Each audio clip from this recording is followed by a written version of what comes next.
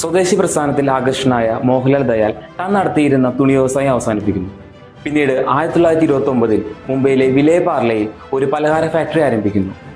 മിഠായികൾ നിർമ്മിച്ചു തുടങ്ങിയ ആ ഫാക്ടറിക്ക് അതുവരെ പേരിട്ടിട്ടില്ലായിരുന്നു. പിന്നീട് ആ സ്ഥലത്തിന്റെ പേരായ പാർലെ തന്റെ കമ്പനിയുടെ പേരാക്കി മാറ്റുന്നു. മിഠായിൽ നിന്നും ബിസ്ക്കറ്റിലേക്ക് മാറാൻ ഏകദേശം 10 വർഷങ്ങൾ വേണ്ടി വന്നു. സമ്പന്നർ മാത്രം ഉപയോഗിച്ചിരുന്ന ബിസ്ക്കറ്റ് എല്ലാവരിലേക്ക് എത്തിക്കണം എന്ന ചിന്തയിൽ നിന്നും 1939 പാർലെ ഗ്ലൂക്കോ പുറത്തിറക്കി.